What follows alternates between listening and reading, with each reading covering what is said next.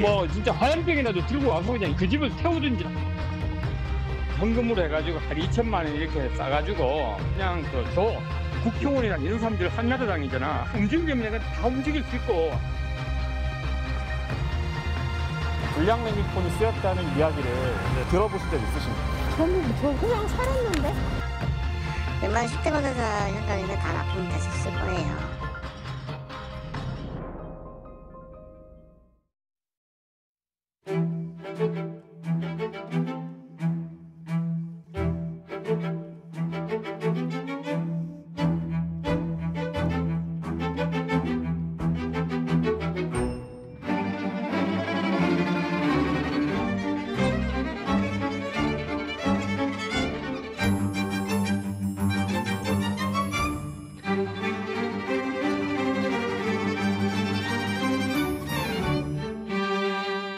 솔직히 중고차는 발품 팔 필요가 없습니다. 케이카는 직접 사와서 진단하고 책임지는 직영 중고차를 온라인에서도 파니까. 거기에 환불까지. 케이카는 솔직하다. 케이카. 없다. 얇으면 비칠 수밖에 없다. 핏이 좋으면 편안할 리 없다. 일상에서는 입고 다닐 리 없다. 나오자마자 바로 마를 리 없다. 아니? 잭스믹스의 여름에 한계는 없다. 세상의 X를 믹스. 크리에이티브 웨어. 잭스믹스. 세상에서 가장 놀라운 사실이 뭔 줄 알아? 책이 연기를 시작했다는 사실. 책의 감동을 리얼하게 느끼려면 그냥 윌라를 들어. 독서? 영화처럼 생생하게. 윌라 오디오북. 감동 오지. Drums.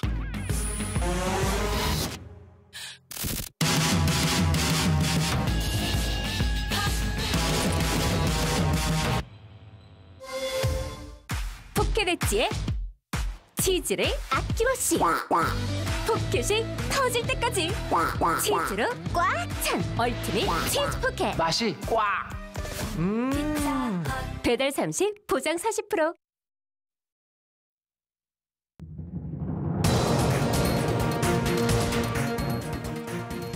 안녕하십니까, 스트레이트 조승원입니다.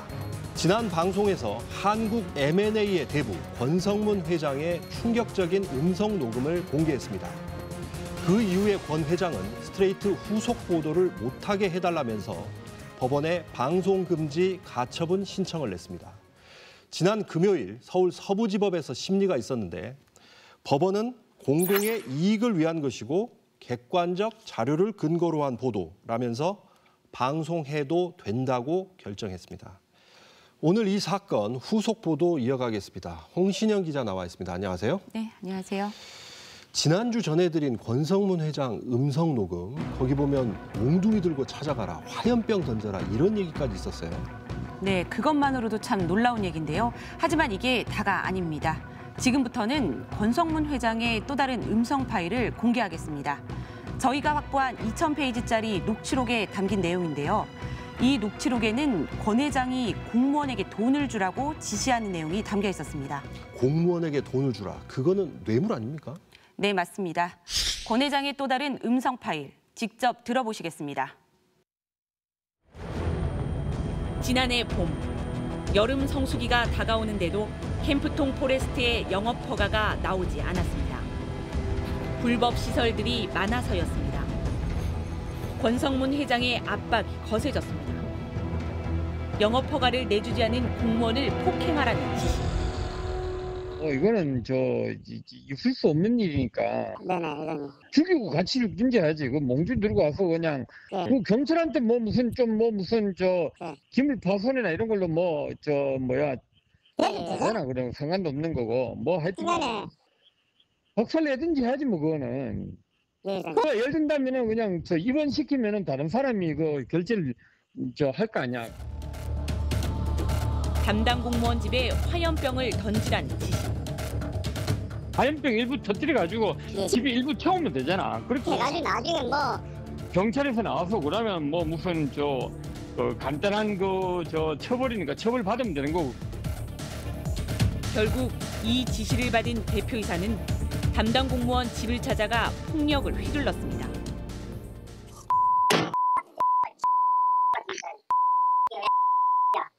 안 때려. 너 죽고 나 죽고 하면 진짜 같이. 너 진짜 죽어. 더 충격적인 건 이 상황을 권성문 회장이 스피커폰을 통해 생중계로 직접 듣고 있었다는 겁니다. 다 괜찮고. 예예예. 그래 예예. 내가 오늘 오후 하여튼간에 무슨 일이 일어날지도 모른다는 생각이 한 정도 들었을 것 같아 과장한테.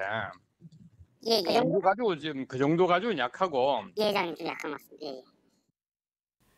여기까지가 지난주 방송 내용입니다. 바로 그 시기 권성문 회장은 회사 대표이사에게 또 다른 불법 행위를 지시합니다. 뇌물을 주라는 거였습니다. 일반적으로 예예예. 3번까지는 그냥 예예예예. 최선을 다해서 업소해 보는 거고 예, 안 회장님. 되면 그냥 힘으로 해야 돼. 안 돼. 예, 알겠습니다. 예. 그렇게 하고 예.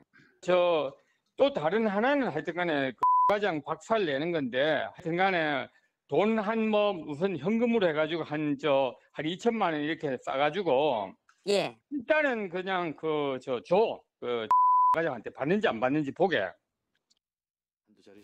권 회장은 지시가 제대로 이행됐는지 꼼꼼하게 확인했습니다. 아까 돈을 보여줬을 때 예. 과장이 돈을 받을 눈치드냐 안 받을 눈치? 받을 눈치였습니다, 회장님. 받을 눈치였습니다. 받을 눈치였지, 그지? 예. 그럼 게임 끝난 거야. 그래서 그거는 예. 충분히 우리가 원하는 거 다 되고 난 뒤에 네. 그다음 이제 충분히 줘. 공무원이 돈을 받을 눈치라면 게임 끝난 거다. 다 되고 나면 돈을 충분히 주라는 지시였습니다. 그러니까 예. 너를 그냥 네가 말을 잘 들으면은 예. 우리도 나한테 잘해주겠다라고 이야기를 해준 거 아니야 오늘 사실은. 예, 그냥 자크를 열고 현금을 다 다발을 보여줬습니다. 예.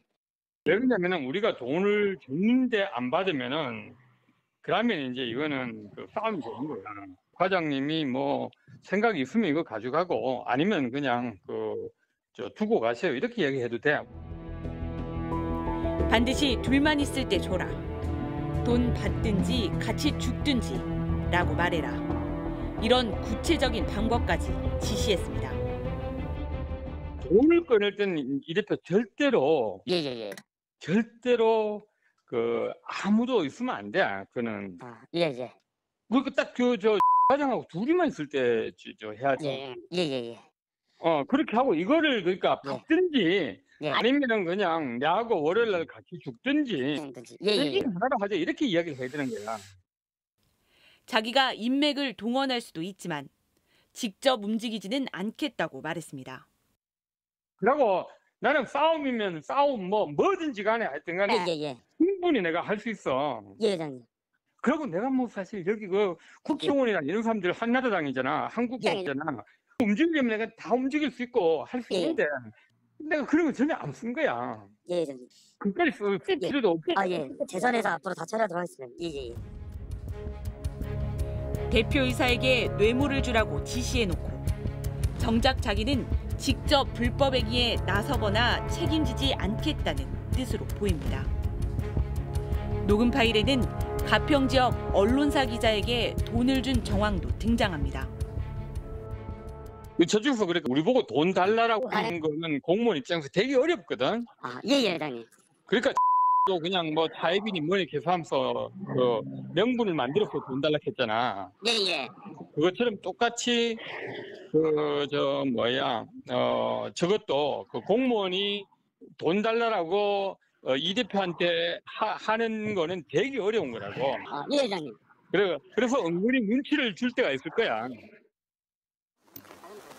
당시 대표이사 이모 씨는 권 회장이 여러 차례 공무원에게 돈을 주라고 지시했다고 말했습니다. 이런 거 떠나서 어떻게든 한번 한 2천만 원을 줘 과장한테. 2천만 원 줘 그냥 이렇게 하는 거죠. 다만 실제로 공무원에게 돈을 주지는 않았고 돈다발을 보여준 상대도 담당 공무원이 아니라 브로커였다고 주장했습니다.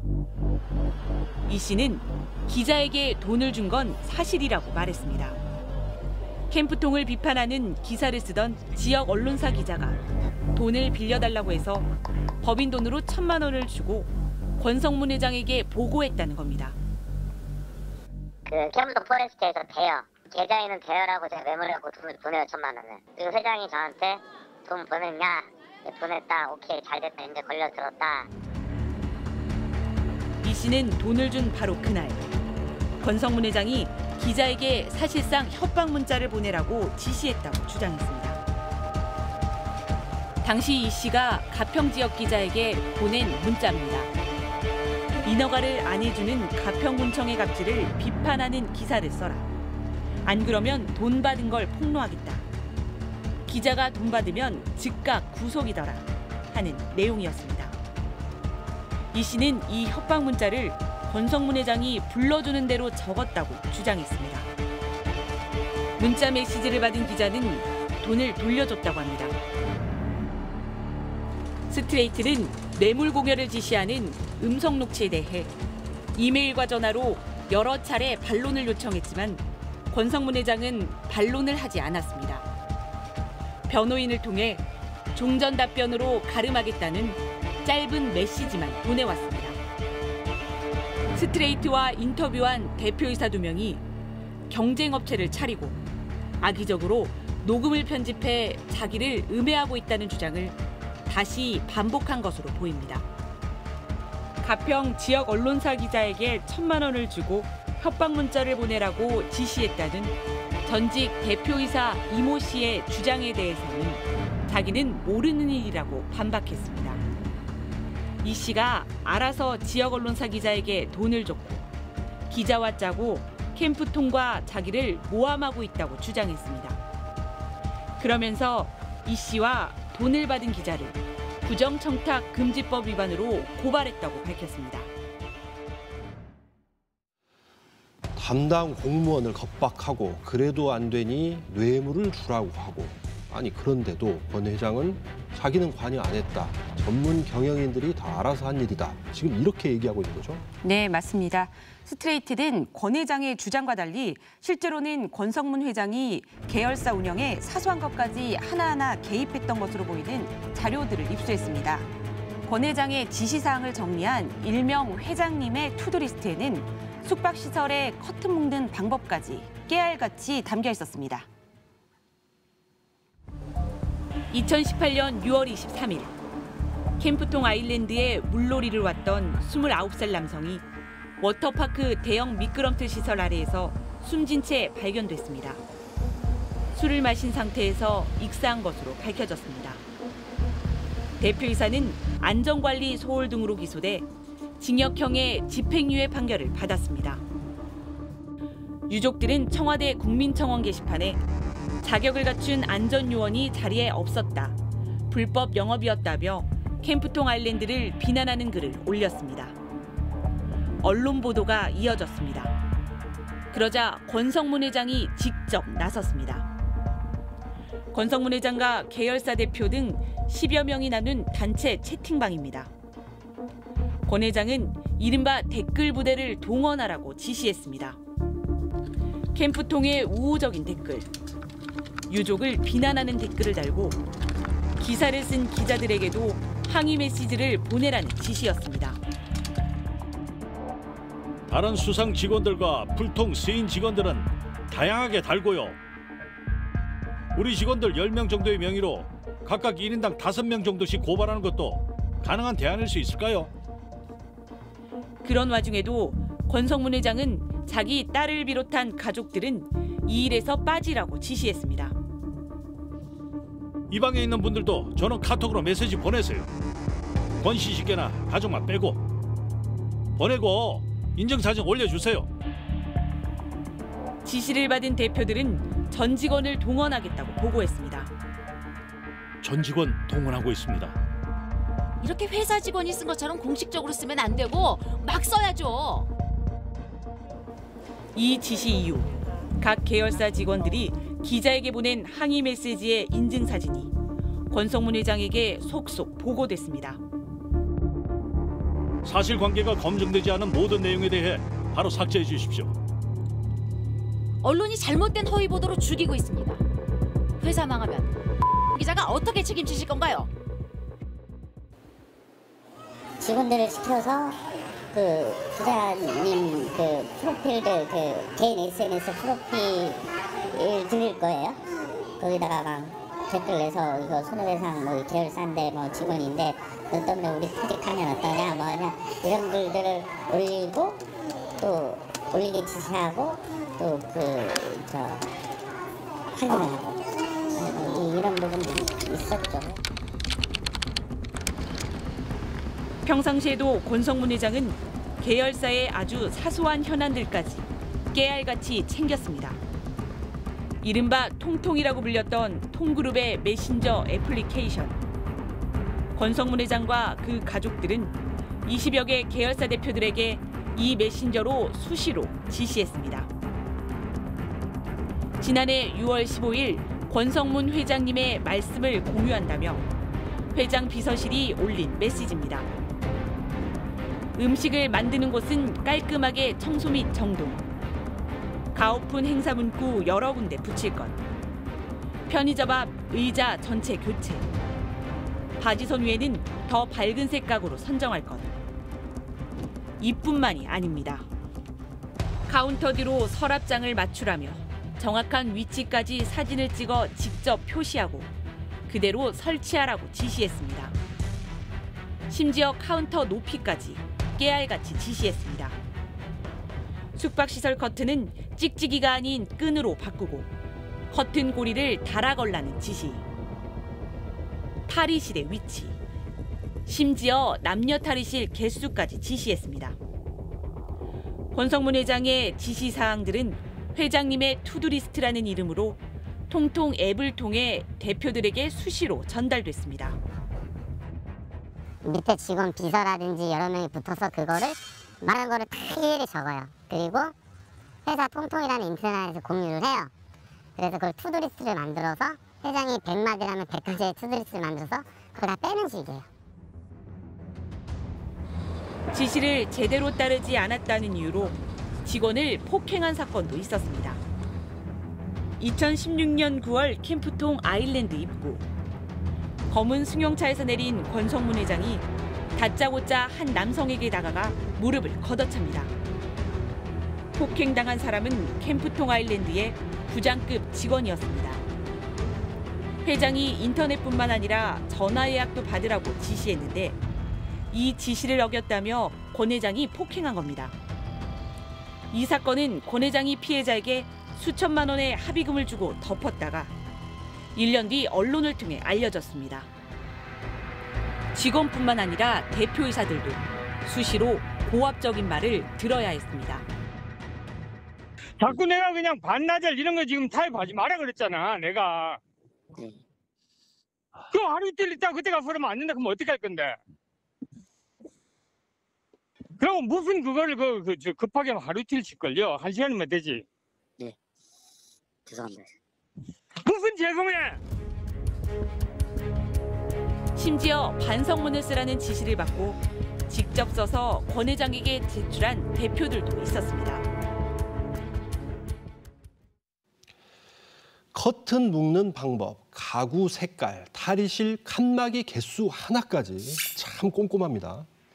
정말 거의 모든 사안을 직접 챙기고 보고받은 것으로 보였습니다.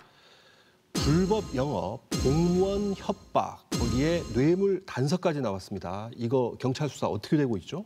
네, 경찰도 본격적으로 수사에 착수한 상태인데요. 조만간 권성문 회장을 소환해 조사할 것으로 보입니다. 삼성물산 셀러리맨으로 시작해 금융그룹 회장까지 올랐던 권성문 회장. 가평의 수상레저타운에서 온갖 불법 행위가 벌어졌지만 대표이사들만 처벌됐습니다. 권 회장은 한 번도 처벌받지 않았습니다. 회장으로 불리며 그룹 계열사 경영까지 완벽하게 장악했지만 공식 직책이 없으니 법적 책임은 지지 않은 겁니다. 이건 한국 재벌 총수들의 전형적인 행태입니다. 외부에서 불법으로 인한 법적 책임을 지는 것보다 내부에서 오너한테 이른바 찍힌다 그러잖아요. 그렇게 될 경우에는 그냥 보따리 싸야 되는 경우가 많잖아요. 공정위 조사 결과 지난해 5월 기준 국내 49개 대기업 계열사 1,801개 가운데 총수일가가 등기이사로 등재된 곳은 전체의 17%에 불과했습니다. 이 비율은 해마다 줄어드는 추세입니다. 사실상 모든 걸 좌지우지하지만 법적 책임은 지지 않는 겁니다. 하지만 대주주가 불법 행위를 지시한 명백한 증거가 있다면 형사처벌도 가능합니다. 그러니까 어떤 불법적인 내용을 지시를 해가지고 그 사람이 그 대표이사들이 직접 그 행위를 했다라고 하면 교사범으로 처벌될 수가 있습니다. 교사범은 그 일을 한 사람하고 동일하게 처벌됩니다. 동일한 형으로 처벌된다라고 법에 나와 있습니다. 경기 북부경찰청은 권성문 회장의 여러 가지 의혹에 대해 집중적으로 들여다보고 있다고 밝혔습니다. 각종 불법 영업 지시, 공무원 협박과 폭행 교사, 뇌물 공여 지시 혐의까지 수사가 불가피해 보입니다. 경찰은 곧 권 회장을 피의자 신분으로 부를 것으로 보입니다. 지난주 스트레이트 방송 다음 날인 15일, 이재명 경기도지사는 SNS에 위법 건축물은 형사처벌과 별도로 행정대집행법에 따라 즉시 철거토록 지시했다고 밝혔습니다. 가평군청은 지난 수요일 캠프통 포레스트의 준공인가를 직권으로 취소했습니다. 공무원 폭행, 협박도 엄정 대처하겠다고 밝혔습니다. 개인 공무원에 대한 부분들은 또 그러면 저희가 군에서도 어떤 가평군 의회라든지 노조라든지 아니면 가평군 공무원 노조라든지 아니면 군수님께서도 굉장히 좀 심각하게 이 사안을 받아들이고 있습니다. 스트레이트는 권 회장의 반론을 듣기 위해 전화를 걸고 서울 도곡동의 자택 앞까지 찾아갔지만 권 회장은 전화를 받지 않았습니다. 권 회장은 변호사를 통해 전해온 입장문에서 익사 사고가 발생했을 때 댓글을 달고 기자들에게 항의 메시지를 보낸 것은 임직원들이 자발적으로 적극 대응했을 뿐이라고 밝혔습니다. 통통 앱을 통해 계열사의 세세한 사항까지 지시한 것에 대해서도 해명했습니다. 대표이사들과 원활한 소통을 위해 메신저 앱을 통해 소통했다. 인터뷰에 응한 두 사람을 제외한 다른 대표이사들은 불만이 없었다고 주장했습니다. 또 대주주로서 주요 현안이나 회사의 경영 철학, 미래 방향에 대해서만 관심을 가졌을 뿐이라고 밝혀왔습니다. 권성문 회장 사건, 경찰의 철저한 수사를 기대하면서 지켜보도록 하겠습니다.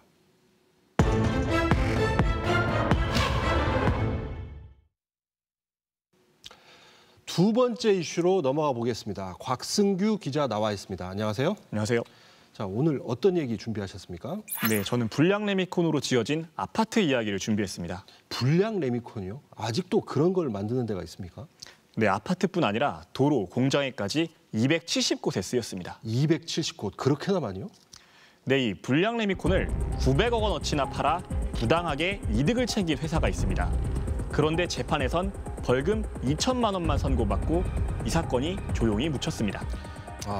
레미콘이라고 하면 뭐 다 아시겠지만 굳기 전에 콘크리트를 얘기하는 거잖아요. 아파트 같은 거 지으려면 당연히 써야 하고. 그런데 그걸 불량으로 만들었다? 대체 어딥니까? 네, 문제의 회사는 국내 7대 레미콘 회사 중 하나인 성신양회입니다. 천마표라는 브랜드로도 유명하죠. 천마표. 저도 알 것 같습니다. 네, 이 회사가 납품한 불량 레미콘, 주로 수도권 새 아파트에 쓰였습니다. 지금 이곳에 사시는 분들이라면 이번 보도 조금 더 관심 갖고 보셔야겠습니다. 지난해 5월 2일 서울 종로구에 있는 성신양회 본사로 서울지방경찰청 소속 경찰들이 들이닥쳤습니다. 성신양회가 몇 년 동안 불량 레미콘을 유통시켰다는 제보 때문입니다. 부적합한 레미콘을 생산하여 판매한 업체에 첩보가 들어와서 시작한 거죠. 본사와 그 생산 공장 등을 압수수색했습니다. 레미콘은 주 원료인 시멘트에 자갈과 모래, 혼화제를 섞어 만듭니다. 그런데 성신양에는 제일 비싼 시멘트를 적게 넣고 값싼 혼화제를 많이 넣은 불량 레미콘을 공급했습니다. 2016년부터 2018년까지 삼성물산, 현대건설, 대림산업, 대우건설, GS건설 등 국내 5대 건설사를 포함해 웬만한 건설사들에 다 공급됐습니다. 어디에 쓰였을까? 2017년 개통돼 하루 10만 대의 차량이 오가는 구리 포천 고속도로. GS건설이 시공해 최근 완공된 경기도의 한 대기업 생산 공장. 최근 3년 사이 입주했거나 입주 예정인 서울과 경기도의 대형 아파트 단지들. 모두 270곳에 달합니다. 성신양회가 작은 회사가 아니기 때문에 아마 많은 회사들이 다 있을 거예요. 당시 제 기억에도 한 5대 건설사는 다 들어가 있던 걸로 기억나고 웬만한 10대 건설사 현장에는 다 납품이 됐었을 거예요. 레미콘을 공급할 땐 배합 비율이 기록된 서류를 제출해야 합니다. 하지만 성신양에는 별도의 컴퓨터 프로그램을 이용해 이 기록도 조작했습니다. 시멘트 양을 줄인 불량품을 공급받아도 건설사는 확인할 방법이 없었다는 얘기입니다. 보통 아시겠지만 레미콘이 레미콘 차로 오거든요. 저희가 그거 갖다가 육안으로만 봐서는 잘 모르잖아요. 약표만 볼 수가 있는 건데 그렇기 때문에 거기서 배합을 잘못했다고 속았다고 제가 알 수 있는 것도 아니고요. 한국산업표준 KS의 품질 기준에 따르면 건설사와 계약된 레미콘의 배합 비율에서 시멘트는 2%만 차이가 나도 전량 폐기 처분하도록 돼 있습니다. 성신양해가 배합 비율을 속인 이유는 원가 절감이었습니다. 성신양해는 값비싼 시멘트는 적게 쓰고 대신 값싼 혼화제로 채워 넣었습니다. 혼화제는 보통 화력발전소에서 태우고 남은 석탄재인 플라이애시, 제철소에서 나오는 부산물인 고로 슬래그가 주로 사용됩니다. 둘 다 산업 폐기물이라 가격이 쌉니다. 혼화제를 많이 넣을수록 원가를 크게 낮출 수 있는 겁니다. 그러니까 이 시멘트는 비싸니까 조금만 넣고 값싼 재료로 채워 넣었다. 이런 얘기네요. 이런 불량 레미콘 900억 원어치나 된다는데 그럼 대체 어디에 쓰인 겁니까? 이 성신양해라는 회사 자체가 규모가 좀 있다 보니까 웬만한 건설사에 다 납품이 됐습니다. 특히 수도권의 새 아파트에 많이 쓰였고요. 그런데 아파트 사는 주민들한테는 최소한 알려줘야 하는 거 아닙니까? 그런데 현실은 정반대입니다. 모두가 쉬쉬하고 있고요. 성신양해는 물론이고 건설사도 이런 사실을 감추기에 급급합니다. 심지어 감독기관인 국토교통부조차도 대체 어디에 쓰였는지 정확히 확인하지 못하고 있습니다. 저희는 몇 가지 단서를 갖고 이 불량 레미콘이 대체 어디에 쓰인 건지 추적해봤습니다. 지난해 완공된 서울의 한 아파트 단지. 성신양해의 불량 레미콘이 납품됐습니다. 시멘트가 계약보다 14% 적게 들어갔습니다. 하지만 주민들은 입주한 지 1년이 되도록 이 같은 사실을 모르고 있습니다. 이 아파트 지을 때 불량 레미콘이 쓰였다는 이야기를 뭐 들어보신 적 있으신가요? 아니요, 못 들어봐요. 아, 어떤 안내도 받으신 게 없으세요? 네, 저는 아직 그런 게 못 받은 것 같아요. 네네. 못 들어봤어요. 저기는 못 듣고 그냥 살았는데. 그냥 살았어요. 또 다른 대형 아파트 단지. 역시 성신양해의 불량 레미콘이 공급됐습니다. 계약보다 시멘트를 25% 적게 썼습니다.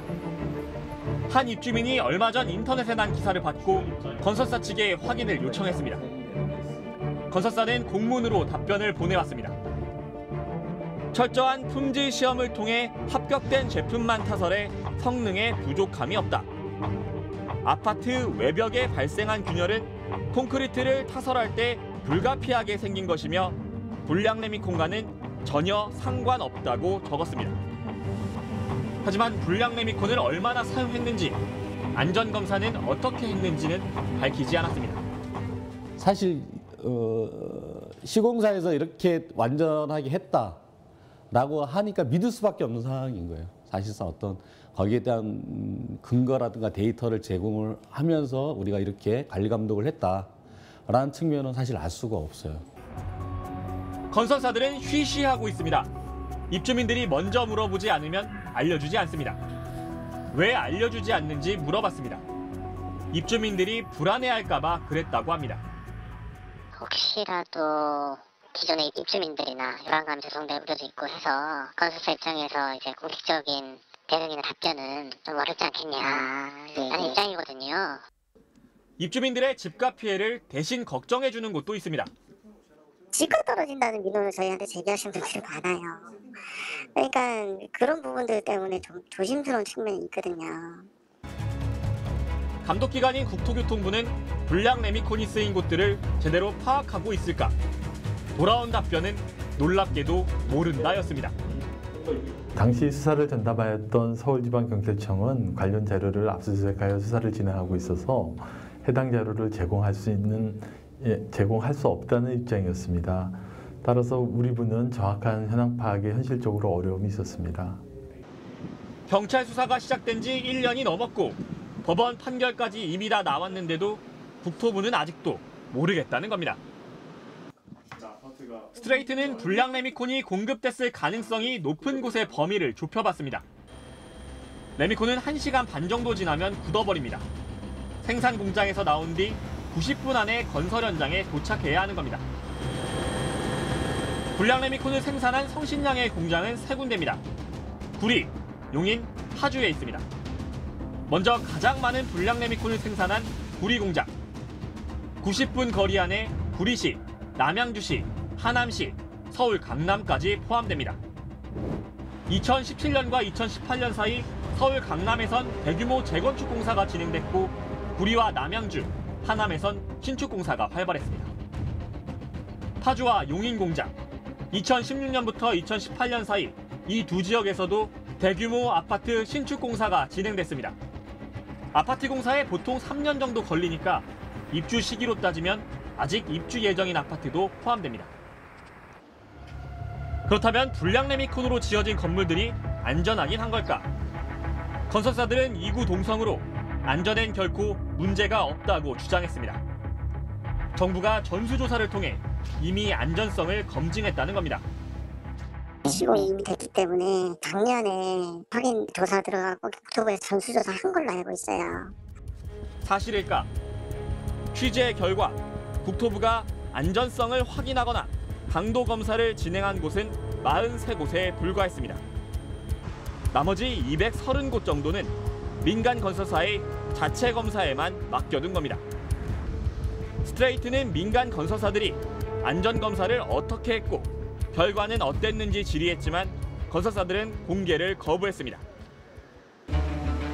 시멘트 비율을 줄이고 값싼 혼화재를 넣었다고 당장 티가 날 가능성은 높지 않습니다. 하지만 장기적으로는 건물 수명에 영향을 줄 수 있습니다. 많이 썼을 때 제일 문제점은 소위 중성화 수명, 즉 콘크리트 속에 철근이 있는데요. 중성화가 되면서 이 피막이 벗겨지고 녹이 나면 부피가 팽창을 해서 균열이 가고 그러면 콘크리트가 떨어져 나오고 철근이 힘을 못 받으면 건물이 수명을 다하는 거죠. 그래서 이걸 많이 넣으면 건물의 수명이 짧아지는 이런 문제점이 있습니다. 문제는 내 아파트에 불량 레미콘이 쓰였는지 자체를 모른다면 추적 관찰도 불가능하다는 점입니다. 가령 집값 하락에 대한 우려가 있다면 그건 비공개로 주면 되는 거 아닙니까? 그 입주민들한테 사실 이런 일이 있었습니다. 그래야 주민들 입장에서는 내가 믿고 산 집인데 이런 그 함량 기준을 미달한 그런 공사로 진행됐기 때문에 나는 구상권을 청구하겠다라든가 하자 보수를 요구하겠다 이런 권리 행사가 가능한 거잖아요. 불량 레미콘으로 저렇게 많은 아파트를 지었는데 당장 문제될 게 없으니 뭐 모르고 살아라 이렇게 들려요. 건설사들이야 그렇다 치고 관리 감독기관 국토부는 대체 뭐 하고 있는 겁니까? 제가 이번에 취재해 보니까 국토교통부도 건설사도 성신양해도 당장 안전에 큰 문제가 없으니까 새삼 이 문제를 키우지 말자는 입장이었습니다. 아니 근데 그럴 거면 레미콘 품질 기준이라는 거 이걸 왜 만들었는지 모르겠어요. 식품도 먹어서 당장 탈이 나지 않더라도 장기적인 영향까지 고려해서 안전기준이라는 걸 만들어 놓잖아요. 맞습니다. 최소한 이 정도는 돼야 한다는 게 KS 기준인데 지금 이게 무용지물이 된 거죠. 게다가 이상한 게 재판 결과입니다. 매출액이 900억 원인데 벌금은 2천만 원. 이런 식이면 사기를 쳐도 남는 장사가 되는 거잖아요. 네, 이번 판결 상식적으로 이해가 안 되는 면이 있는데요. 대체 왜 이런 판결이 나온 건지 취재했습니다. 수사 결과 성신양의 전현직 레미콘 영업본부장 2명과 공장장 3명이 사기 혐의로 기소됐습니다. 그런데 법원은 작년 12월 전원 집행유예 판결을 내렸습니다. 사기로 인한 부당이득이 900억 원인데 법인에는 벌금 2천만 원만 부과됐습니다. 스트레이트 취재 결과 건설사들이 성신양의 처벌을 원하지 않는다는 처벌 불원서를 제출한 것으로 확인됐습니다. 사기 피해자인 건설사들이 사기를 친 가해자의 처벌을 원하지 않는다고 편을 들어준 겁니다. 건설사들은 왜 처벌 불원서를 냈을까? 뭐 같이 일했던 사람들이고 하니까 그 성신양의 쪽에서 그동안 열심히 같이 일했던 정이 있는데 좀 잘 좀 부탁드리겠습니다. 뭐 이런 거를 부탁을 한 거겠죠. 저희를 비롯한 건설업체 같은 경우에 이제 퇴직한 임원분들이 성신양에 들어가신 분들이 꽤 있대요. 네네. 그러다 보니까 이제 그쪽 통해 가지고 당원서 얘기가 있었고 아마 우리 쪽도 아마 오비나 이런 쪽 통해 가지고 얘기가 와가지고 네네. 당원서 요청이 들어왔었나 보더라고요. 건설사들은 민사상 손해배상도 청구하지 않았습니다. 저희가 뭐 피해자긴 한데 이쪽으로 피해 받은 게 없거든요.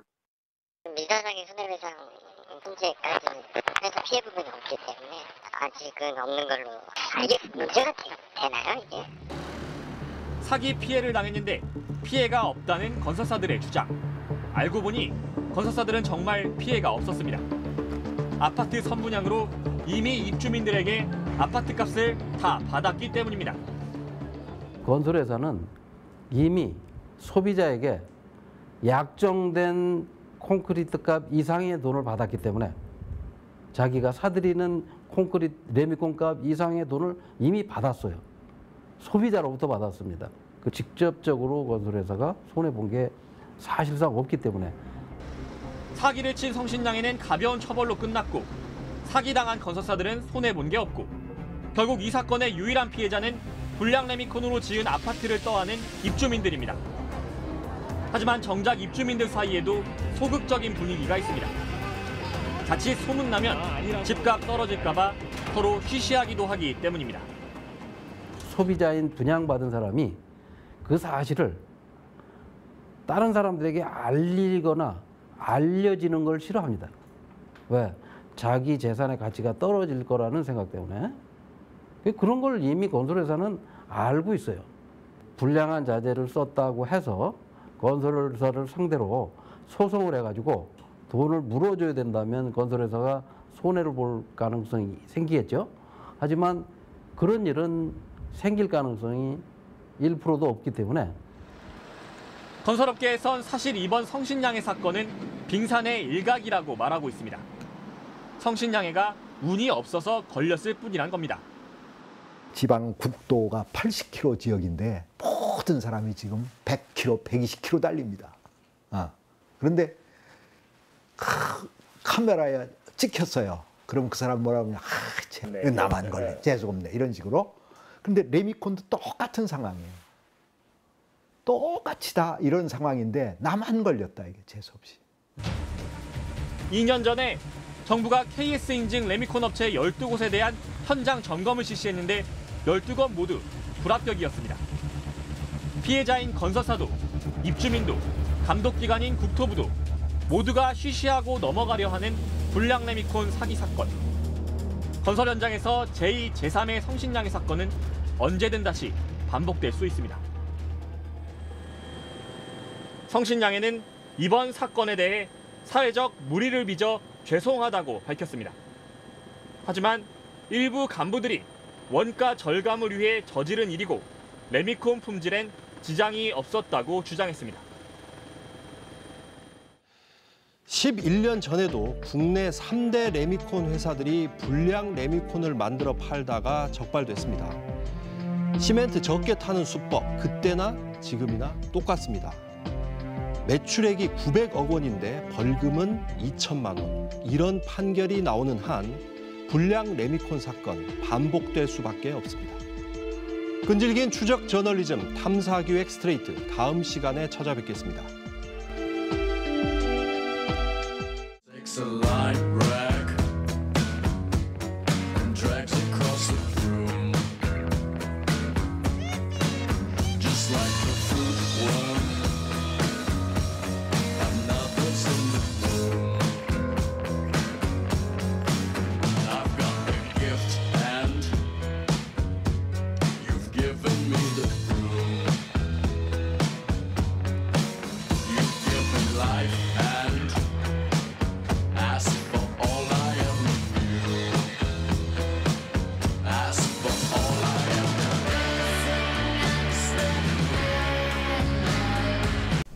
네, 끈질긴 수다 저널리즘 스트레이트 후 오늘 4번째 시간입니다. 와. 저희 하마터면 오늘 방송 못 나갈 뻔했습니다. 네. 권성문 회장이 스트레이트를 상대로 방송 금지 가처분 신청을 법원에 냈었죠. 네, 법원이 지난 금요일에 기각했습니다. 이 내용을 잠깐 소개를 드리면 여기 결정문인데 서울 서부지방법원 민사 21부 결정문입니다. 여기 이제 권성문 씨가 뭐라고 주장했는지가 담겨 있습니다. 이 스트레이트와 인터뷰했던 대표이사 이모 씨, 장모 씨 이 두 사람은 전문 경영인이고 높은 급여를 줬다. 바지 사장이 아니다 이 사람들이. 그리고 나는 불법 행위를 지시한 적이 없다. 이 두 사람이 퇴직한 건 돈 문제 때문이었다. 이 보도로 인해서 내 명예가 훼손됐고 그래서 후속 보도도 입증되지 않은 사실로 할 것으로 예상되기 때문에 인격권 침해가 예상되므로 이 방송을 막아달라. 이제 이런 신청을 한 겁니다. 법원이 한 30분 정도 심리를 진행했고 3시간 만에 결정을 내놨어요. 이 법원 결정도 좀 소개를 해드리면요. 첫째는 스트레이트 보도의 목적이 각종 불법, 탈법 행위를 고발하는 건데 이거는 공공의 이해관계에 관한 것이고 또 공공의 이익을 목적으로 한 것이라는 점을 일단 지적을 했습니다. 두 번째로는 이 스트레이트 방송이 전현직 임원 7명 인터뷰 그리고 회사 내 메신저 그리고 그렇죠. 통화 내용 이런 객관적인 자료를 근거로 한 것으로 보입니다. 이걸 뭐 일부러 허위로 또는 불리하게 편집한 그런 증거가 없다 전혀. 세 번째는 권성문 회장의 반론의 기회를 제공해서 공정한 보도를 위해서 노력을 기울인 것으로 보입니다. 따라서 이 방송은 뭐 막을 이유가 없다 이런 결정을 내렸습니다. 너무나 당연한 결정 같아요. 그렇죠. 일단 법원에서도 인정을 했잖아요. 이렇게 많은 취재를 많이 했다는 걸 인정을 한 거잖아요. 네. 객관적 근거를 갖고 보도한 거라고 인정을 한 거죠. 그러니까 뭐 우리는 이제 우리식의 주장이니까. 네. 네, 이건 뭐 가처분이고 아마 이분은 아마 소송을 내실 것 같죠. 또 본안에서 한번 다툼이 또 예상됩니다. 가처분 신청이 사실 당연한 결과인데 취재기자로서 좀 황당하고 화가 났던 거는 이분이 첫 방송이 나간 다음에 우리 기사가 이런 게 잘못됐다. 반론을 충분히 실어주지 않았다. 이런 항의조차 취재기자한테 한 번도 하지 않고 기사를 밀어내고 그러니까 갑자기 캠프통 아일랜드 관련해서 카페 캠프통 관련해서 계열사들 관련해서 홍보기사가 쏟아지는 거예요. 아, 네. 그리고 그러고서 홍보기사들이 막 쏟아지더니 법원에서 가처분 신청이 날라오고. 그러니까 저희 스트레이트 기사를 밀어내기 위해서 일부러 홍보기사를 낸 거 아니냐 이런 의심을 하시는 거예요. 그런 의심을 하고 있는 거죠. 왜냐하면은 갑자기 한 어떤 기관의 기사들이 쏟아지고 심지어 코로나19에 갑자기 뭐 적극 동원하겠다, 동참하겠다. 권 회장님이 전화도 받지 않는 그분이. 그러니까 너무 황당하고 그리고 제가 이것도 확인하려고 다시 전화를 했는데 역시 전화를 받지 않았습니다. 아니 이게 기사를 찾아보니까 진짜 그러네. 이게 뭐 온갖 뉴스가 도배가 있어요 지금 보니까. 권성문 회장 미담 기사. 미담 기사. 코로나19 극복 동참. 이런 기사들이 없었으면 권성문 회장을 검색하면 원래 스트레이트 방송 내용이 검색되는 건데 이걸 이제 밀어냈단 말이죠. 심지어 그 기사도 있네. 카페에서 카페 홍보 그 기사까지 있네. 이 기사를 뭐 경상도에 있는 지역사가 실기도 하고 압구정에 있는 카페를 아니 그러니까 그게 이상한 거예요. 이걸 또 받아서 실어주는 언론사들은 도대체 어떤 데입니까 진짜. 이름 공개 못하나요 여기서? 아니 뭐 이건 언론사인데 자 어디 기사인지 얘기해 주세요. 자 공감신문, 뭐 컨슈머 타임스, 경기도민일보, 충청일보는 왜 압구정 문화에 관심을 갖나? 아니 뭐 그럴 수는 있는데 이런 소규모 언론사들이 그러니까 카펫 그 통그룹의 보도 자료를 이제 기사화했단 말이죠. 청년일보, 더 퍼블릭도 있네. 사실 가처분 신청해서 이제 법원에서 저희가 전직 임원 7명을 만났다고, 그래서 저희 보도에 이제 신뢰가 있다고 더 믿어주셨는데, 사실 첫 보도만 그랬고 첫 보도 이후에는 더 많은 제보들과 증언들이 쏟아져서 사실은 수가 훨씬 늘어났습니다. 네. 이것도 억울한 부분입니다. 충분하신 것 같아요. 그거 좀 가라앉히고. 억울함을 호소해야 될 쪽은 권성문 회장 쪽이고. 취재 기자 소개도 안 해주셨어요. 그렇군요. 제가 가처분 신청에 너무 지금. 사실 뭐 지난 방송에도 명호익정 기자 나왔기 때문에 지난 방송 청하신 분들은 다 아실 거 아니에요. 저희 원래 앵그리 승원 캐릭터 여기 있는데 앵그리 신형 캐릭터 나오는 거 화가 많습니다. 네. 근데 저 홍 기자가 이렇게 이런 모습 처음 봐요. 그렇죠. 처음 봐요. 근데 이제 가처분 신청, 방송금지 가처분 신청이라는 거는 인용되는 경우가 극히 드물죠. 이게 표현의 자유가 기본적으로 보장돼 있기 때문에.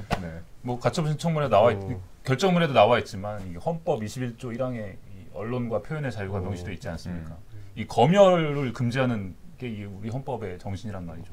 이게 방송 보도를 사전에 금지한다는 거는 이게 이제 명확하게 진실이 아니거나 현저하게 그 방송 대상자의 인격권이나 명예를 훼손할 우려가 있는 경우에 한해서 아주 극히 제한적인 경우에만 선고되도록. 사실 저희는 누군가의 인격권이나 명예를 항상 훼손하죠. 고발 프로그램이라는 게 이제 숙명이잖아요. 다만 그것이 공공의 이익을 위한 것이냐, 또 공공의 이익보다 인격권 침해로 인한 피해의 정도가 더 적다고 판단되면, 공공의 이익이 훨씬 중요하다고 판단되면 저희는 고민을 하는 거죠. 계속 그걸 저울질을 하고 이건 보도 가치가 충분하겠구나. 진실에 부합하는지 또 확인하고 이런 절차를 거쳐서 보도하는 거죠. 게다가 근거를 가지고 보도했다 이런 거니까. 저희도 이제 책임 있는 그 언론기관으로서 사실 MBC도 뭐 이번 가처분은 어쨌든 뭐 저희가 이겼지만 항상 조심해야 될 것 같아요. 이게 과연 공공의 이익을 위한 것인지 또 진실에 부합하는지 끊임없이 확인하는 절차를 계속 밟아야 될 것 같습니다. 자, 오늘 방송 얘기로 좀 들어가 볼까요? 오늘 방송을 어떻게 보셨어요? 스트레이트 그 방송하는 게 이제 MBC 여기 3층에 있어요. 3층에 있는데 거기가 보면 정막강산이에요. 원래 왜냐하면 이제 녹화하려면 이제 조용해야 되잖아요. 다 조용해야 되니까 스태프들도 정말 한마디도 안 해요. 원래 그래요. 그리고 조명만 딱 비치고 뭐 그런 곳인데, 제가 지금 스트레이트 진행한 지 몇 달 됐지만 처음 봤어요. 정말 스태프들까지 웅성웅성해요. 그 뇌물 부분 녹음. 뇌물 부분. 그 뇌물 지시하는 그 부분 나오니까 스태프들이 벌써 웅성웅성한 거예요. 그러니까 그만큼 이번 방송 내용도 지난번 방송만큼이나 충격적이었던 거죠. 사실 저도 기자 한 20년 했지만 저렇게 생생한 뇌물 관련 이 육성은 거의 처음 들어보는 것 같아요. 굉장히 디테일이 살아있잖아요.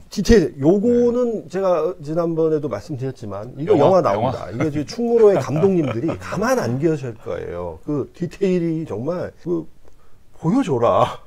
돈다발을 보여줘라. 돈다발을 보여줘라. 반응이 어떻더냐. 받을 분위기냐 안 받을 분위기냐. 요거 그대로 이제 한 몇 년 뒤에 이게 몇 달 몇 년 뒤에 그 영화 대사로 등장합니다. 이거 두고 보십시오. 이거. 받을 분위기면 게임 끝난 거죠. 게임 끝난 데다. 충분히 챙겨줘라. 충분히 챙겨줘라. 대단한 영화 같더라고요. 영화. 근데 하나 뭐 명확하게 할 거는 저희가 취재한 바에 따르면 아직까지 도저히 전달된 증거는 없습니다. 전달은 안 된 걸로. 그런 지시는 있었지만 전달은 하지 않은 걸로. 요거는 또 좀 확실히 해야지 혹시 또 오해하실까 봐. 그렇지만 그런 지시 자체는 상당히 좀 충격이더라고요. 이게 지금 공무원한테 돈을 주라는 건 이게 명백한 뇌물인데 액수까지 특정하면서 이 정도 한번 줘봐? 받을 눈치야 안 받을 눈치야? 이런 이게 저도 상당히 뭐 제 짧은 기자 경력에 상당히 충격이었습니다. 이런 짧지 않잖아요. 사실 두 분에 비하면 상당히 짧아서 대표이사들하고 회장 간의 놔둔 통화 녹취 내용을 보면 대표이사는 거의 네 회장님 바로 하겠습니다. 네네. 그러니까 뭔가 계속 세뇌당하고 뭔가를 계속 지시하니까 나중에는 이 사람의 생각과 이 사람이 얘기하는 대로 막 움직이는 그런 게 너무 보이더라고요. 그건 이제 대표이사의 본인의 주장이죠. 자기가 녹취록을 본 저의 느낌입니다. 녹취록 2000페이지를 보니까 모든 대표이사들이 이런 식의 어떤 심리 상태를 좀 보이고 있는, 처음엔 자기 생각을 좀 얘기했다가 회장님 하는데 이게 굉장히 위축이 돼 있구나. 회장님의 말씀 한마디 한마디에 굉장히 압박감을 많이 느끼고 뭐 그런 분위기가 좀 느껴지긴 했어요. 사실 녹취 들으면서. 그래도 그 부분 있잖아요. 이렇게 내가 나설 수도 있는데 딱 하니까 그것도 인상적이죠. 내가 나설 수도 있는데 이런 식으로 얘기를 하니까 제가 처리하겠습니다. 재선에서 다 재선에, 처리하겠습니다. 재선에서 처리하겠습니다. 그리고 내가 궁금한 건 이 대표의 생각이 아니야. 이렇게 얘기를 하는데 그냥 내가 시키는 대로만 보고 나한테 보고해. 권성문 회장의 주장을 보면요, 가처분 신청서에도 그런 내용이 나오는데 이 사람들이 상당한 연봉을 받은 전문 경영인이다. 알아서 경영했다. 이렇게 주장을 하잖아요. 바지 사장이 아니다. 내가 시키는 대로 하는 사람들이 아니다. 이 사람들이 이런 주장을 했습니다. 실제로 돈을 많이 받았나요? 이분들은? 대표이사들은 그 가평에서 이미 이제 유망하거나 좀 자기 사업장으로 좀 잘 되고 있는 개인 사업자들이었어요. 근데 이 개인 사업자들은 항상 이제 자기 사업체를 갖고 있다 보면 불안한 게 있잖아요. 자본력도 그렇고 이 사람한테 가서 크게 한번 이 꿈을 펼쳐봐라 이러면서 인재 영입이죠. 그래서 연봉이 적지는 않았어요. 근데 그런 고액 연봉의 사람을 갖다가 바지 사장으로 쓴 건 누굽니까? 그걸 묻고 싶은 거예요. 그러니까 정리해보면 이분들은 원래 가평에서 수상 레저 사업을 하던 분들이고 근데 권 회장이 이 통 진출을 하면서 가평에 이 업체들을 이제 인수를 한 거군요. 이 사람들은 사장으로 앉혀주고 그래서 이제 거액의 돈을 지급하고 그래서 권성문 회장도 이분들에 대해서 전문 경영이라는 표현을 굉장히 자주 쓰세요. 근데 전문 경영인한테 어떤 걸 지시하셨습니까? 우리가 다 같이 들었잖아요. 이 전문 경영인한테 어떤 얘기를 하고 있는지. 우리가 그분들을 바지 사장이라고 했습니까? 아니면 권성문 회장이 그분들을 바지 사장으로 일을 시킨 겁니까? 저는 그걸 묻고 싶습니다. 네. 앵글이 시간 많네요. 앵철해야지. 네. 아니 일단 가처분까지 들어오고 하니까 이게 기자란 직업이 그럴 수 있어요. 뭔가 하나를 취재하면 이제 몰입이 되잖아요 거기에. 근데 사실 계속 몰입해 있으면 안 되거든요. 또 다음 취재하려면 또 빠져나와야 되고. 이제 요 방송을 끝으로 한 번은 빠져나오시는 걸로. 네. 저도 좀. 근데 이제 바지 사장이라는 표현이 그 당사자 대표분들한테도 상당히 어떻게 보면 모욕적인 표현일 수 있어요. 그렇죠. 고액의 연봉을 뭐 적지 않은 연봉을 받고 전문 경영인이라는 호칭을 받았는데 그런데 이제 저희가 객관적으로 또 뭐 대표이사들의 저희한테 제보하신 분들의 증언 말고도 여러 가지 정황 증거 또 대화 내용, 녹취 그다음에 그룹에서 오갔던 메신저 내용 다 이런 게 전문 경영인들이 뭐 할 수 있는 게 없었다라는 거를 보여주고 있잖아요. 그래서 그렇게 느끼신 거죠. 그렇죠. 그리고 이번 보도를 보고 직원들의 인격권과 자기 밑에 임직원들의 인격권 그리고 진짜 책임 경영 한 번은 고민을 해봐야 되지 않을까 이제는. 저희 방송 바로 다음 날 이재명 경기도지사가 트위터에 글을 올렸죠. 네, 이재명 경기도지사가 그 형사처벌 수사는 또 별도로 행정대 집행을 당장 집행을 해서 불법 건축물을 강제 철거, 즉시 철거하겠다. 이걸 지시했다라는 걸 올렸습니다. 즉시 조치하겠다. 뭐 이런 이런 식으로 올리셨어요. 그 이 지사가 빨라 일단. 다른 건 모르겠는데. 좋아요. 제가 뭐 다른 건 모릅니다. 뭐 어떻게 하는지 제가 모르는데 빨라.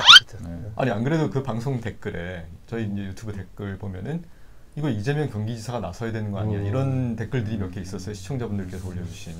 근데 안 그래도 그냥 바로 다음 날 올리시더라고요. 그분이 원래 또 이 철거 전문이시잖아요. 그렇죠. 저 여름철 개구 불법 개구 그것도 한번 있었죠. 그거 하세요. 비슷하잖아요. 이거 불법 영업이니까. 그러면 올 여름에 그쪽의 영업은 사실상 어렵다고 봐야 되겠네요. 네, 캠프통 아일랜드 포레스트 2개가 있는데 캠프통 아일랜드 같은 경우는 이제 불법이 너무 많은 게 이제 드러났고 캠프통 포레스트 이미 가평군에서 저희 보도 나간 다음에 직권으로 준공이나 인가를 취소한 상태입니다. 권성문 회장 입장에서는 상당한 위기감을 느끼겠어요. 어쨌든 KTV에서 경영권 다툼으로 한번 쓴맛을 받고 이제 그 다음에 남은 인생을 여기다 일종의 올인한 셈인데 이 가평에다가. 근데 지금 이것도 지금 위기를 맞은 거네요. 그러면 결국은 권한만 행사하고 책임을 지지 않는 경영 방식이 이 결과를 초래했다고 생각합니다. 저희 방송에서도 사실 나왔지만 한국 재벌들이 보통 이런 행태를 많이 보이잖아요. 대주주로서 권한만 이것저것 간섭하면서 다 행사하지만 어떤 직책도 맡지 않고 책임을 지지 않는. 그래서 법적인 처벌은 다 피해가는. 약간 축소판 같은 느낌입니다. 그러니까요. 저도 지금 그런 생각이 좀 들더라고요. 이게 그 지난 방송이랑 이번 방송 보면서 이게 지금 어떤 좀 가진 자들, 그러니까 좀 많이 가진 자들, 그러면서 회사를 운영하는 사람들의 어떤 그게 보여요. 그 어떤 습성 혹은 행태 같은 게 보이는데 예를 들어서 잠깐만 이 조인트란 말 안 쓰면 안 되나? 많이 쓰잖아요. 많이 나오면 발길질하고 직원한테 이거가 뭐냐면 대부분 보면 이 우리 재벌들 얘기할 때 그런 얘기 나오잖아요. 그 기업 자체를 자기 왕궁으로 생각하잖아요. 자기는 왕인 거야. 왕은 부하들을 맘 놓고 하는 거야. 회장의 지시를 어겼다면 제대로 된 회사라면 그건 사규로 해결을 하든지 아니면 인사 조치를 내든지 해야죠. 그걸 왜 이걸로 해결을 해? 이게 보면 이게 자기가 왕이다라고 생각하는 그런 거. 그러니까 그런 분들의 또 공통점이 뭐냐면 이해를 못해요. 세상 일이 자기 뜻대로 안 되는 걸 이해를 못해. 아니 그걸 왜 안 돼? 그게 왜 안 돼? 라고 생각해요. 그 얘기 많이 하잖아요. 무조건 되게. 무조건 되게. 이 얘기 굉장히 많이 나왔어요. 그게 그리고 왕국을 건설한 사람의 공통점. 그리고 또 한 가지 공통점 제가 오늘 좀 보니까 이분이 디테일에 강하잖아요. 찍찍이. 찍찍이. 이것도 영화로 나올 거야. 이거 찍찍이로 하느냐, 묶느냐. 이 묶는 방법. 가구 색깔. 요거 색깔 뭐 바꿔라. 이 칸막이 개수까지 하는 이 디테일. 이게 보면 회장님들이 이런 분들이 있어요. 그러니까 예전에 저 그 기억나는, 이게 좀 말이 좀 길어지긴 하는데, 예전에 보면 그 김용철 변호사 그 삼성 폭로했을 때 이건희 회장 그 지시사항이라는 그 문건이 있어요. 그거 저 포털 사이트 들어가서 지금 이건희 지시사항 이렇게 치면 그 문건 그대로 원문 다 공개되어 있습니다. 근데 그거 보면 이건희 당시 회장이 어떤 걸 지시하냐면 뭐 이런 식이에요. 뭐 내가 소니 뭐 DVD 플레이어를 해봤더니 이렇더라. 뭐 대노는 이렇더라. 뭐 이런 얘기를 하시고 그러다가 포크레인 뭐 기사한테 물어봐서 다른 회사 포크레인 성능이 어떤지를 알아봐라든지 심지어 그때 이제 그 정관계 로비 같은 경우는 뭐 어떤 사람한테 와인을 줘라. 그런 거 있었잖아요. 그 다음에 돈 안 받으면 호텔 뭐 할인권을 줘라. 그러면 받을 거다. 이런 정도로 디테일. 그렇게 놓고 보니 참 이 사건과 비슷한 성격들이 많아요. 이게 그러니까 연상시키는 사건이 많아요, 사실. 이런 분들은 디테일에 강해요. 디테일을 신경 써요. 그러니까 조 선배 말씀대로 그렇게 디테일에 강하신 분이 회사에 그렇게 많이 이루어지던 여러 가지 시설물 불법 이런 것들은 본인은 모르셨고 대표들이 다 알아서 했다. 이러니까 저희가 객관적으로 취재 기자도 그렇고 여러 가지 자료들을 그렇고 납득을 못하는 거죠.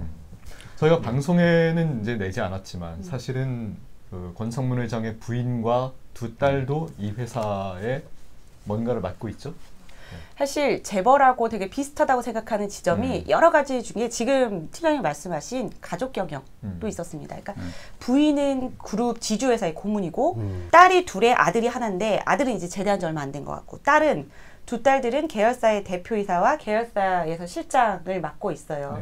그 실장도 뭐 의구심이 드는 부분들이 있지만 이 가족과 관련해서도 사실은 다루지 못했던 디테일한 뭐 증거나 뭐 갑질이라고 우리가 말할 수 있는 이런 것들이 있는데 이번 보도는 좀 파고 파면 뭐가 계속 뭐 꼬리에 고구마 줄기처럼 계속 나오는 것처럼 전 회장을 둘러싼 온갖 비리 의혹과 증거들이 계속 나오는 상황이었는데 가족과 관련해서도요. 근데 이번에는 계열사에 내려간 불법 지시, 부당 지시 이 부분에 좀 집중을 하려고 노력했습니다. 근데 기자는 보도로 말해야 되잖아요.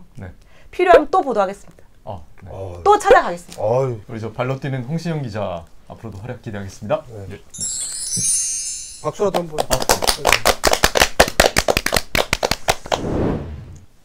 사람이 바뀌었습니다. 안녕하세요. 네, 이호찬 데스크 나와 계시고요. 그리고 오늘 스트레이트 첫 방송했죠. 곽승규 기자입니다. 안녕하십니까. 곽승규 기자 소개를 좀 드리면은 뉴스데스크에서 원래 소수 의견, 그다음에 법이 없다 이런 코너를 담당했던 기자입니다. 주로 사회의 소수자, 약자에게 관심이 많았던 그런 기자죠. 그 코너 다 망하고 스트레이트로 왔습니다. 스트레이트에서는 뭐 문 닫았죠. 어쨌든 상도 많이 받았잖아요. 뭐 어쨌든 지금 안 하고 있으니까. 올해 이제 만 10년. 만 10년. 보도국에서 그 정의감 넘치는 계열의 기자들 있잖아요. 탑3 안에 들어요. 정의감 계열이야. 정의감 계열. 다른 계열은 또 뭐가 있나요? 아니 뭐 많죠. 뭐 저처럼 그냥 대충 그냥 앵그리 계열? 그냥 화만 내고 그냥 이런 계열도 있는데 정의감 넘치는 기자 계열의 이 탑3 안에 드는 기사를 잘 써야 되는데 아무튼 뭐 그건 두고 보겠습니다. 자, 오늘 첫 방송인데 불량 레미콘이에요. 이것도 이제 약간 80년대 90년대 카메라 출동 보던 느낌? 어떻게 보셨어요 방송? 그러니까 이게 참 이게 또 앵그리 불량 레미콘 이게 언제적 얘기입니까 진짜. 쌍팔년도 얘기가 정말 이게 언제적 얘기냐고요 이게. 옛날에 엄경 앵커가 안전 불감증 얘기하시던 때 엄경 앵커가 하던 얘기예요. 사실 그 시절에 이게 사회가 교훈이 없다. 저는 그 생각이 들더라고요. 우리는 교훈이 없다. 몇십 년 동안 계속 똑같은 일이 반복되는데 왜 안 바뀌느냐라는 건데, 저는 사실 오늘 이 곽승규 기자가 이거 취재해서 보도한다 그래서 제가 아까 만나서 얘기했잖아요. 나 진짜 맞아요. 정말 나 박수 쳐주고 싶다고. 왜냐하면 이 사건이 정말 우리 사회의 여러 가지 면을 보여줄 수 있는 어떤 축소판 같은 그런 사건이라고 저는 봐요. 첫 번째 하나가 뭐냐, 사회 정의에 대한 질문을 던지는 사건이에요. 사실은 사회 정의.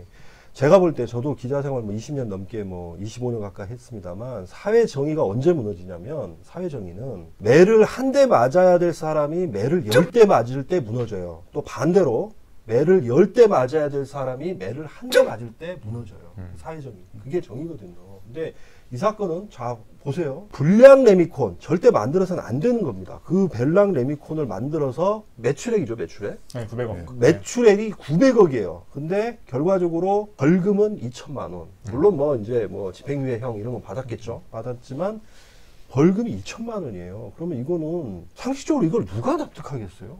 그러니까 이런 것처럼 이거는 사회 정의로 관점에서 봤을 때 이거는 분명히 문제가 있다. 그러니까 그게 법 자체가 이게 여기 그 건설기술진흥법 위반으로 해서 이제 성신양해가 2천만 원 받은 건데, 이 법 자체가 진흥법이다 보니까 벌금 상한 자체가 낮아요. 그러니까 이 법 자체에도 법인에 대한 문제가 벌금인 있는 거죠, 거고. 그러니까. 그렇죠. 네, 네, 그렇죠. 법인에 대해서. 그러니까 이게 판사가 판결을 잘못했다, 제가 그런 차원으로 얘기하는 게 아니라 결과적으로 그렇게 됐다는 거예요. 그렇죠. 그러니까 구체적으로 보면 사기 피해자는, 불량 레미콘의 직접적인 피해자는 건설사잖아요. 법적으로는 그렇죠. 네. 건설사인데 건설사는 손해배상 소송 청구도 안 해, 소송도 안 해. 심지어 무슨 처벌 불원서, 탄원서 같은 거. 탄원서, 일종의 탄원서까지 써줘. 게다가 기업들은 돈이 많아요. 돈이 많다 보니까 비싼 변호사, 전관 변호사 쓴다고요. 그러면 또 형량 낮을 수도 있는 문제고, 기업의 비리는 왜 반복되는가 한번 생각해 보세요. 근데 만약에 예를 들어서 우리 사회가 그동안 불량 레미콘 만든 회사를 엄단을 해봤어요. 불량 레미콘 한 번 만들면 예를 들어서 업계에서 퇴출, 거의 문을 닫아야 될 정도로. 문을 닫아야 될 정도의 우리가 그런 정도의 처벌을 했다면 지금까지 이런 문제가 계속 되겠냐고요. 그렇죠. 근데 그런 게 안 되다 보니까 기업 비리 범죄에 대해서 우리가 지나치게 관대하잖아요. 결국은 20년 전에도 이런 일 벌어져, 10년 전에도 이런 일 벌어져, 지금도 2020년에 이런 일, 우리가 2020년에 언론인이 불량 레미콘 보도를 하고 있는 거예요. 이거 대단히 슬픈 일입니다. 이거 진짜. 네. 실제로 이 사건 재판에서도 아까 조승원 기자가 얘기했던 전관 변호사들이 있었죠? 그렇죠. 이게 이 사건이 일단은 다른 3년 전에도 전남에서 이제 불량 레미콘 사건이 있었는데, 그 사건에 비해서도 형량이 좀 낮습니다. 많이. 그때는 이제 임직원이 구속됐거든요. 근데 지금 이제 집행유예잖아요. 네, 그런 게 조금 실형을 받았고, 네, 그런 차이가 있고. 근데 이게 아까 보도에 보셨겠지만 이제 처벌 불원서를 이제 건설사들이 써준 게 또 되게 중요한 역할을 했지만, 과연 그게 전부냐? 저희가 이제 보도에 나온 거 말고도 좀 더 취재를 해보니까 이 사건 같은 경우도 이제 변호인단이 좀 화려하더라고요. 이제 국내 5대 로펌 중 한 곳이 변호를 했고, 이 변호인단 지금 판결문에 6명의 이름이 올라와 있는데 3명이 판사 출신입니다. 네, 그러니까 부장판사 출신? 부장판사도 있고, 인분도 있고, 판사 출신 전관. 전관 예우가 있었냐? 이거는 사실 법관의 양심 문제라서 제가 예우까지는 모르겠으나 전관이 있는 건 확실한 거죠. 전관이 있었던 건. 네. 이 건설사들이 처벌 불원서 내준 것도 좀 얘기해 볼 만한 소재 같아요. 그러니까 사실은 아까도 얘기했지만 형식적으로 어쨌든 사기 피해를 당한 피해자인데, 건설사들이 이제 탄원서까지 내고 처벌을 막았단 말이에요. 성신영해가 강하게 처벌받는 걸 원치 않는다고 했단 말이에요. 근데 저희가 쓰지 않은 인터뷰들 중에 그런 게 있었어요. 그러니까 이 건설사 임원들이 다 성신영에 가 있다. 이게 사실은 그 바닥이 그 바닥이고 다 아는 처지에 어떻게 우리가 할 수 있겠냐, 이런 인터뷰도 좀 있더라고요. 제가 쓰진 않았지만. 근데 이렇게 옮겨가신 분도 있고, 그렇지 않더라도 이제 어쨌든 이게 건설사와 이 레미콘 회사는 계속해서 관계를 맺을 수밖에 없잖아요. 그렇죠. 그러니까 이러다 보니까 사실은 이 사석에서는 다 이제 친한 형 동생이고, 이제 건설사들 답변도 이제 성신양해라는 회사 자체가 잘못한 거는 잘못한 거고, 사람까지 그렇게 처벌하는 건 좀 그런 것 같아서 인지상정이니까 저희 처벌 불원서 써줬다 이건데, 그 주장의 이제 맹점은 좋다. 그러면은 사람은 그렇게 했다고 치고, 그러면 사기를 당했으면 피해를 봤으면 당연히 성신양해 측에 민사 소송을 걸거나 해서 이제 자기가, 왜냐면은 돈을 조금 주고도 이거 충분히 살 수 있었는데 되게 많은 돈을 주고 지금 싼 제품을 산 거거든요. 명백하게 손해를 봤는데 그러지도 않은 거죠. 그런 건 이거는 이제 그러면 단순히 인정의 문제가 아니다. 이거는 업계에 뭔가가 있는 거 아니냐는 생각을 하게 된 거죠. 근데 사실 저희가 기사에도 썼지만 건설사들은 실제로 손해를 본 게 없어요.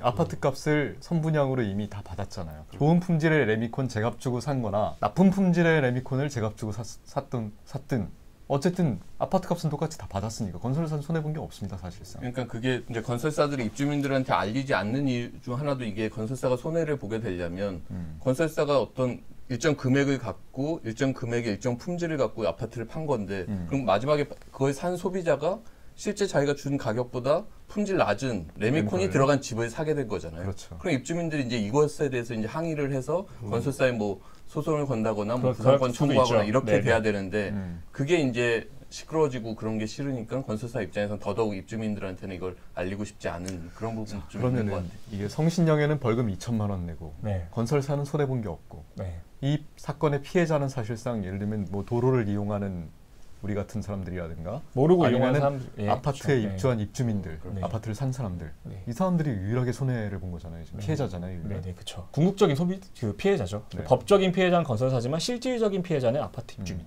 근데 기사에 보면 입주민들도 이 사건이 커지는 걸 원치 않는다는 얘기가 나옵니다.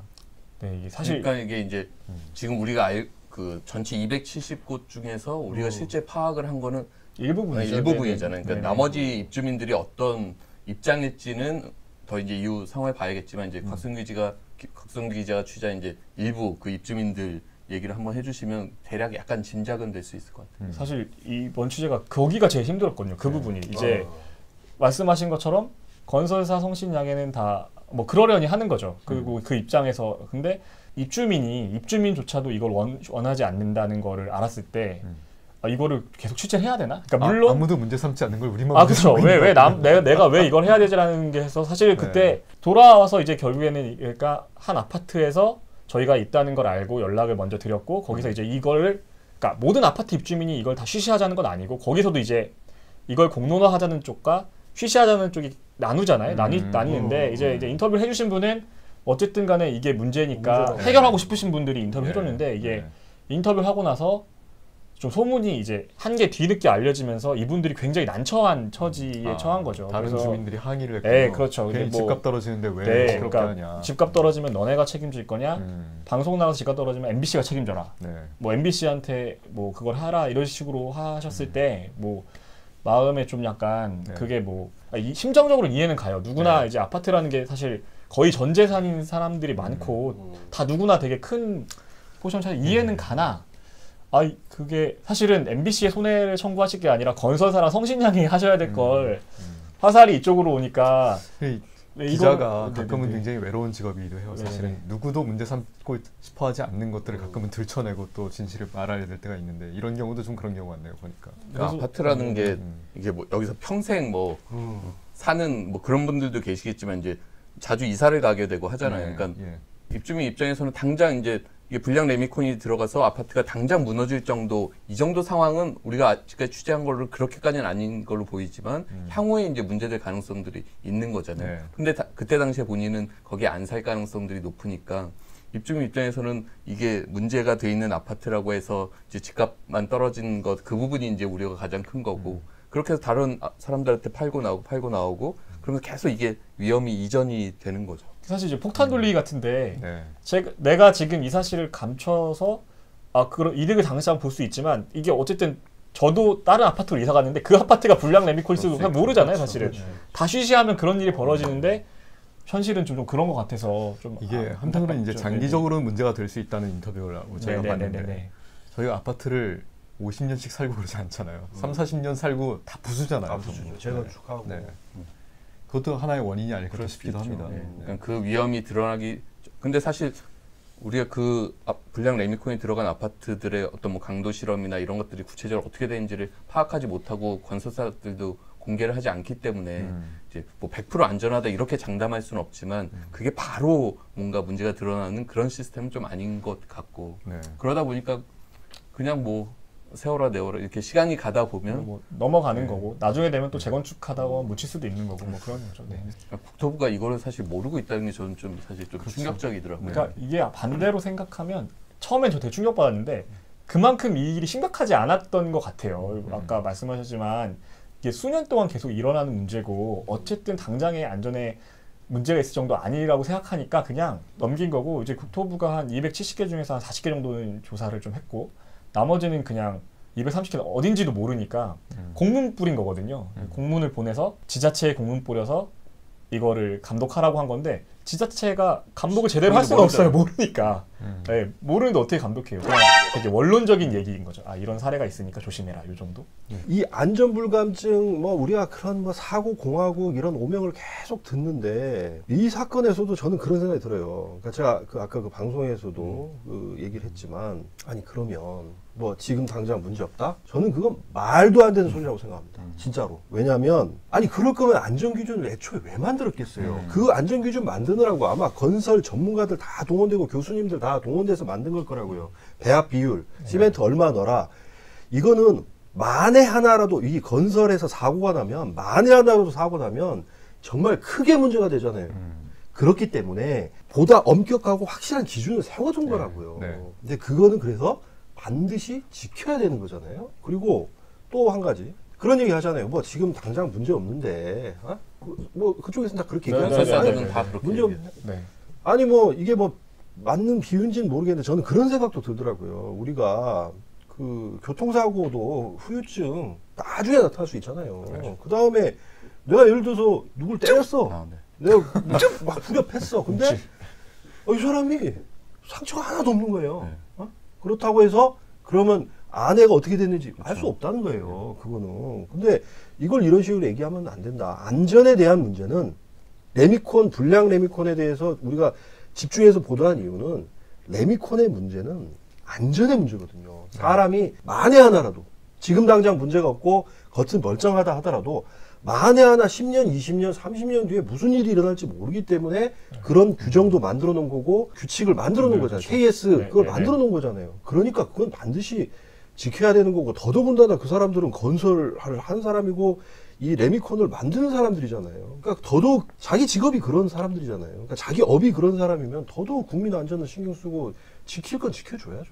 그러니까 성신양에도, 그러니까 그 판결문에도 나오지만 일군 건설사들, 그러니까 대형 건설사들의 이제 납품을 하려면 KS 인증을 받아야 되고 KS 기준에는 그 배합 비율을 시멘트는 마이너스 1% 플러스 2%를 벗어나면 전량 폐기 처분하도록 돼 있어요. 근데 그 배합 비율을 이제 건설사랑 그 성신양회가 계약을 하는 건데 그 배합 비율을 만들 때 그런 안전 조건들 이런 걸 다 고려를 해서 그렇죠. 비싼 시멘트가 이 정도 들어가야 된다라고 계약을 한 거 아니에요. 근데 그 비싼 시멘트를 비싸다고 낮추고 그만큼 혼화재를 갖다 넣게 되면 이게 정상적이라고 볼 수가 없어요. 지금 2%만 모자라도 전량팩인데 오늘 방송에 나온 데들은 14%, 최대 40%까지 40%까지 이렇게 모자랐다는 거 아니에요. 근데 그거를 그냥 건설사나 뭐 국토부나 그냥 안전하다, 강도에 문제 없다 이렇게만 얘기를 하고 있다는 게 그럼 KS 기준을 뭐하러 만들었냐? 뭐하러 만들었나 이런 생각. 네, 그렇죠. 그런 생각이 들죠. 이게 뭐 그분들 입장에서는 이걸 줄여도 잘 되게끔 뭐 신기술을 이제 막 계속 발전한다 뭐 이런 식의 논리를 피는데 그럼 기준 자체가 왜 필요한 건지 그런 또 모순된 상황이 벌어지기도 하고. 네, 다음 주면은 삼풍백화점이 붕괴된 지 꼭 25년이 됩니다. 이 안전 문제만큼은 스테이트도 꼭 관심을 가지고 앞으로도 잘 챙기겠습니다. 네, 오늘 곽승규 기자 수고하셨고요. 감사합니다. 자, 오늘 방송은 여기까지 할까요? 네, 수고하셨습니다. 저희 연습한 거. 잠깐만 뭐였죠? 이게 저 구독, 좋아요. 곽승규 기자 안 해봤죠? 안 해봤어요. 안 해봤어요. 네. 구독, 좋아요, 알림 설정도 잊지 마세요. 자, 인사합니다. 이렇게 해서. 자, 이 처음에 할 때 되게 창피해요. 많이 창피하네요. 자, 하나, 둘, 셋. 구독, 좋아요, 알림 설정도 잊지 마세요.